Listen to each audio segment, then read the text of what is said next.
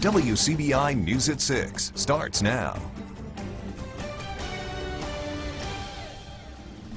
Good evening, everyone. One man is dead and a woman is in the hospital tonight after a fire at a South Tupelo home this morning. WCBI's Allie Martin talked with members of the victim's family. He has more now from Tupelo.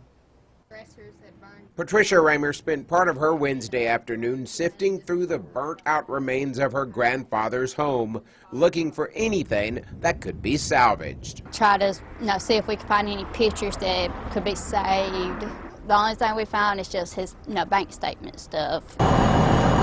It was around 7 Wednesday morning when firefighters responded to 3317 South Green Street for a call of smoke with 2 people possibly trapped inside. The guys came in, they went in rescue mode. They immediately came in from 2 different directions, and they did find 2 victims and brought them out. They were transported by ambulance to the North Mississippi Medical Center. 70-year-old Billie Jean Conaway died from smoke inhalation. The unidentified female was airlifted to the burn center in Jackson. Her condition is not known. Conaway's granddaughter lives next door but was not home when tragedy struck. She says investigators have traced the cause of the fire to a space heater. The fire people had told my mama that the bed had caught on fire also. And I guess he noticed the bed being on fire or something and tried getting up to get out of the house or getting next door to my brother and try to get him to help or something. But he couldn't make it. Raymer describes her grandfather, who was a Vietnam veteran, as a man who was set in his ways. He gets mad, he'll get up and just walk off and not say a word to anyone. Just let you go and look for him, and you can't find him. And when he comes back home later on, he'll tell you, "I've been out picking up cans. I got mad at her." Now the family is busy making funeral arrangements and dealing with a lot of unexpected issues. Right now, we just mainly need prayers until we can figure out how we're going to board up the house and stuff to keep the city off of us. And mainly just pray for us right now. In Tupelo, I'm Allie Martin, WCBI News. The State Fire Marshal's office is investigating, but no foul play is suspected. An Oklahoma County volunteer firefighter and 2 deputies save a woman from a burning mobile home this afternoon. The fire happened at 286 West Sand Road near Clayton Village about noon. Oklahoma County Fire Coordinator Kirk Rosenhan says the fire victim was trying to climb out of a window when East Oktibbeha Volunteer Fire Department Chief Greg Ball arrived. Ball grabbed a ladder and was helping her when 2 deputies arrived. Deputy Tyrone Edmonds and Sergeant First Class Brandon Griggs assisted Ball in getting the woman down the ladder and pulled to safety. Other East Oktibbeha and Bell Schoolhouse volunteers arrived to quickly knock the fire down. The woman was not seriously injured, but the home was heavily damaged. It's unclear what started the blaze. New at 6 tonight, a Louisville native is shot and killed near the Jackson State University campus last night in the capital city. These are photos of the scene posted by Jackson police on social media. 27-year-old Raphael Thompson was found shot multiple times in a vehicle on University Boulevard. Thompson graduated from the Mississippi School for the Deaf in 2009 and was apparently living in Jackson. No arrests have been made in the case. The Winston County man accused of shooting and killing his girlfriend is still on the run. Today marks day 3 of the manhunt for Kevin LaDexter Carter. Family members of the victim, Angela Collier, say they want Carter behind bars. Our Quentin Smith talks with the sheriff and a family member today in Louisville. He's joining us now in the studio with the latest on that. Quentin? Andrea, U.S. Marshals and state troopers are now helping to track Carter. Collier's uncle tells me he believes domestic violence played a big part in this tragedy. Now he hopes Carter will turn himself in to help bring the family closure. He's been abusing her for the last year or so. We had talked to her about leaving him alone, but she didn't. Angela Collier's uncle, Anthony Moore, says she was living in an abusive relationship, one that he begged her to leave. I hate to see any death, but something like this, it's even worse. Collier was shot in the leg inside this mobile home this past Sunday. Winston County investigators believe Kevin LaDexter Carter pulled the trigger before hitting another woman with a gun. Now, Moore says he's still having a hard time trying to wrap his mind around this senseless tragedy. I was upset, highly upset, because he had beat her up before. And I didn't like the idea of what was going on. Now, deputies are covering every corner of the county trying to find the accused gunman. We have contacted numerous family members in the community. We have contacted numerous friends of Dexter Carter. Sheriff Jason Pugh says it's possible that someone is helping Carter hide out in the area. The biggest problem is that we haven't had a sighting. We don't have any ideas on what vehicles he might be traveling in, or if he is traveling a vehicle. U.S. Marshals and the Mississippi Highway Patrol are helping the small department to get a man they consider armed and dangerous off the street. They were able to go door to door with us in the community to talk to family members, to try to track down any possible leads through Crime Stoppers. The extra manpower, the extra resources, incredible help to us. And family members say closure will come a little easier once Carter is put away behind bars. We just hoping they hurry up and find him, because the sooner they find him, the better things will be. And there is a $1,000 reward for information that leads to an arrest and conviction for Carter. If you know where he is tonight, call the Winston County Sheriff's Department or call Winston County Crime Stoppers. Joey, back to you. A Columbus man is accused of posting explicit pictures of his girlfriend on social media. 23-year-old DeMontrell Claiborne is charged with posting injurious messages electronically to cause injury. Columbus police say the two were in a relationship for 2 years and the pictures were posted without her approval. Claiborne's bond was set at $10,000. Well, just 1 week after what's been described as a heated Board of Aldermen meeting, Aberdeen Mayor Maurice Howard looks to set the record straight. During the February 7th meeting, Howard spoke about claims of embezzling from the city leveled against him. An investigator from the Attorney General's office has been to Aberdeen to look into issues with the mayor's use of a city-issued credit card. Howard says the issue has snowballed out of control. This credit card, which they gave me to go out and acquire business. And because they were giving me so much flack about it, I gave them the card back and told them to cut it up. And I said, what do I owe you? $489 in 9 months? Okay, I'll pay that back. Now, according to the mayor's office, the Attorney General investigator did not uncover any misuse of the city credit card. Time to get a first look at our forecast on this Wednesday. Here's Chief Meteorologist Keith Gibson for that. Andrea, right now temperatures are cooling down into the 40s and 50s around here. Skies remain mainly clear. In Tupelo, we are 49 degrees. Winds are from the northwest at about 10 miles per hour.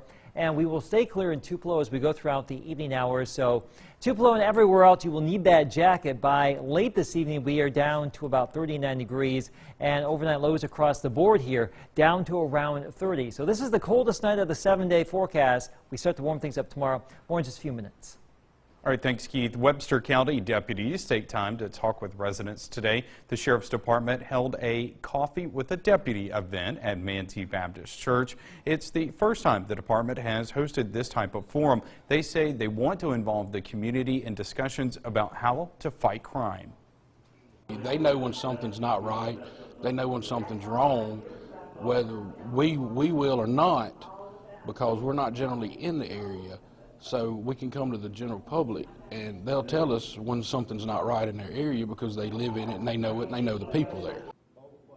There are 3 additional meetings planned this month. We have a schedule on our website, WCBI.com. A world-renowned children's hospital is expanding in Tupelo. Le Bonheur Children's Hospital will double the size of its current clinic when it moves into a 12,000 square foot facility in the former Hancock Fabrics space in the Tupelo Commons Retail Center this spring. The move will put office staff and clinic employees all under one roof. This new facility that we're investing in is really an opportunity for us to be able to provide the kind of specialists that really we believe that this community needs. In a way, it's invaluable to those families because they're not only getting the care that they deserve, but they're getting such a high quality of care. What do you think about Le Bonheur? I think it's great. I like him a lot. I agree with him. The clinic will have a lab, x-ray, and pulmonary function testing. LeBonner has been in Tupelo for 30 years.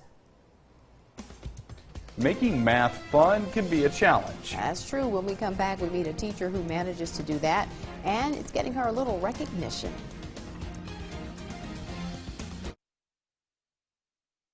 You're watching WCBI News at 6 with Andrea Self and Joey Barnes.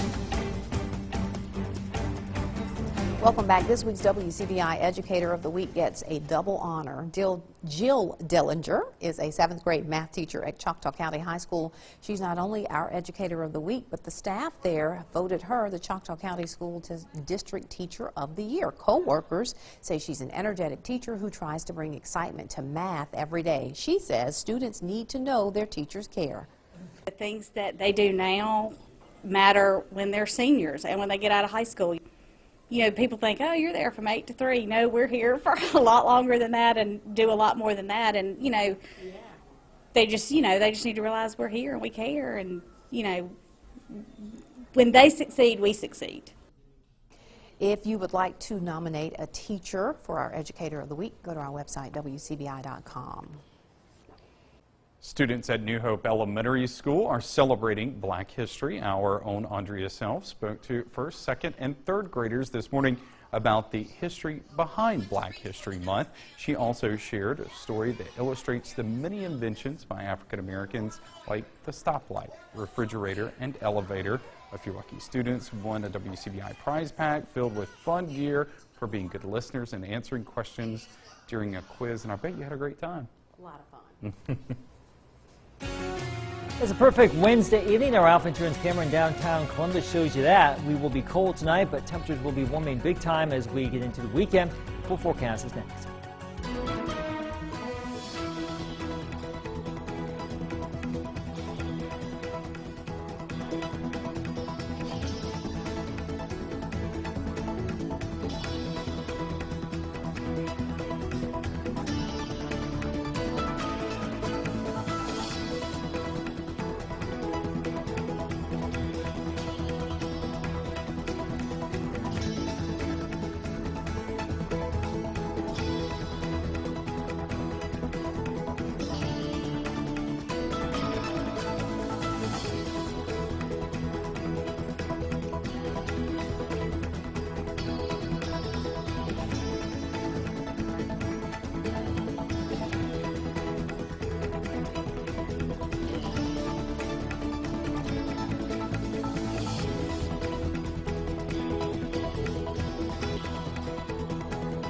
WCBI's Educator of the Week is brought to you by Food Giant, where your neighbors are the owners.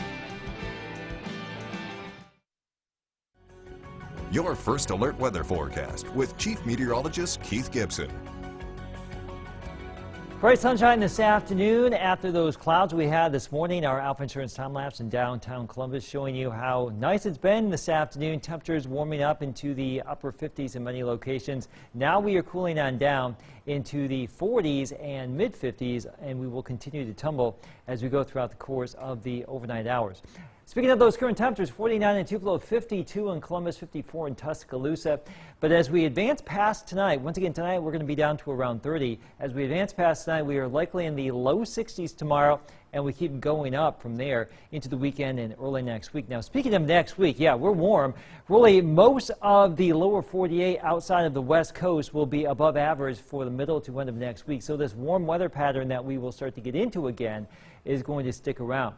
The rain we had around the region yesterday, now down here across southern Florida off the east coast. We have a big area of high pressure coming on in from the west, and that's going to give us some pretty nice weather. Now, there will be a chance for a few showers on Saturday because of that swirl right there in northern Mexico. That will swing on through the northern Gulf of Mexico here into the deep south. And we'll just see how it all plays out. But for the rest of the work week, we're looking pretty good because high pressure right there comes on in. Sunny skies tomorrow, mostly sunny on Friday, but here comes that little disturbance right here. You'll notice some advancing cirrus clouds Friday. We'll have a chance for a few showers with that feature on Saturday. That rolls away, and we're looking at more sunshine and more warmth as we get into Sunday and early next week. But your forecast for tonight will be a cold one, 30 degrees. This will be the coldest night out of the next 7 days. Some spots may actually dip into the upper 20s. Other locations may only dip to around 32 or 31, but it will be a chilly night. And once again, for this evening, if you are venturing on out, we're looking at some 40s and 30s by 11 o'clock. So just some chilly stuff here this evening. As we check out your city-by-city forecast for tomorrow, 61 in Tupelo, 61 in Aberdeen, 62 in the city of Columbus. Same story, a lot of low 60s in West Alabama. Here's our 7-day. You can see we're up to 68 on Friday, 67 Saturday, 74 Sunday, and we stay in the mid-70s early next week, guys.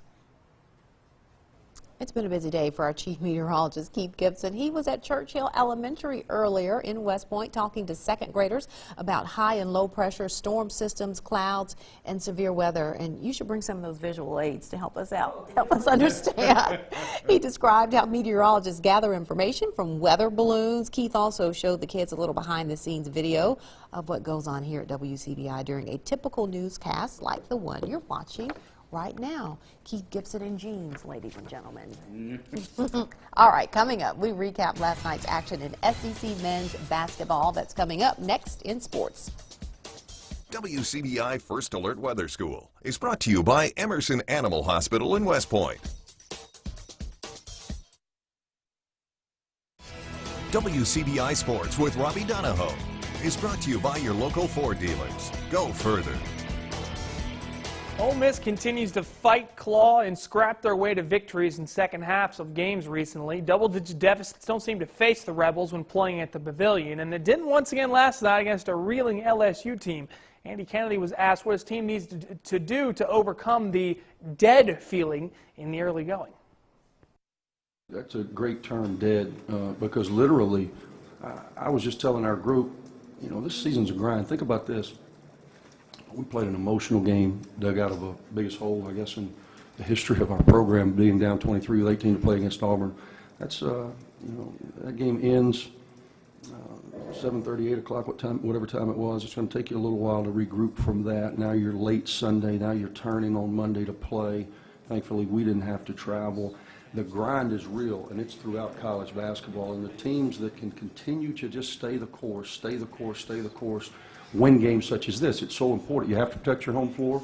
If we would have done that throughout the course of the season, we wouldn't be in the predicament that we're in. Speaking of the predicament that the Rebels are in, a couple bracketologists are starting to put Ole Miss in consideration for an NCAA tournament berth, and their profile actually suggests that they should be in consideration. RPI is 61. Now, the BPI is not so good. That's an ESPN stat that is a little bit more of a accepted rating system outside of the RPI, but a good strength of schedule. What's going to hurt Ole Miss going forward is that they're 1-8 against the RPI top 50, which is not good, but they don't have any bad losses. So kind of a strange profile that Andy Kennedy's team has, but they are on the bubble for the NCAA tournament. That is for sure. At Mississippi State, the Bulldogs still continuing to recover following their 5th loss in 6 games. MSU went crazy from the perimeter early and held a halftime lead at Georgia. Couldn't rally all the way back to get the win in the second half after losing that lead. State's now lost 7 of their last 9 and have a big stretch coming up with Florida on Saturday, Ole Miss on Tuesday, both coming to the up. To baseball, and at Houston High School, head baseball coach Scott Gand was named the 2015-16 National Federation of State High School Associations Baseball Coach of the Year. Gand helped lead the Toppers to their first baseball state championship last season. He will be recognized by the MHSAA at an April meeting. Gand became head coach at Houston in 2011. He's led Houston to 2 division titles, 2 4A North Ave titles, and most recently, the 2016 4A state championship. To football now, and at Columbus earlier today, Eric Sherrod signed to continue his football career at East Central Community College. The big tackle was also a big part on the Falcons' offensive line, helping lead his team into the playoffs, and they also helped pave some big holes for Mississippi State new football signing, Kyler Hill, to run through this past year. Now, Sherrod did miss the signing deadline, but went down to Decatur for a tryout, and the Warriors going to give him a chance. So congratulations to Eric. We'll have more on him on our website a little bit later this evening. And the NFL Rookie of the Year returning to Starkville this summer will be back on the football field. Mississippi State Bulldog Dak Prescott announced today that the one-day Dak Prescott Football Pro Camp will be held on Tuesday, June 20th at Mississippi State. Participants will learn fundamental football skills and have the opportunity to meet and interact with Dak. For more information on how to sign up, visit our website at WCBI.com. And more than likely, those spots, I don't know how many there are, they are going to go quick. You're probably right. That is arguably the most popular person, not just in Starkville, but the state of Mississippi. Yeah, So you're probably right. should be a good, should be a Maybe good some camp. little girls trying to sign up for football Don't camp. blame 'em. Let 'em go, yeah. All right, we'll be right back. Some pretty nice temperatures for the next 7 days. Cold tonight, but then we're home free, aside from some shower chances Saturday. All right. Well, at least it's warming up after this. That's right. That's it right. is. Yeah. All right. Feeling like the spring has been. That's right. Where'd winter go? Thanks for joining.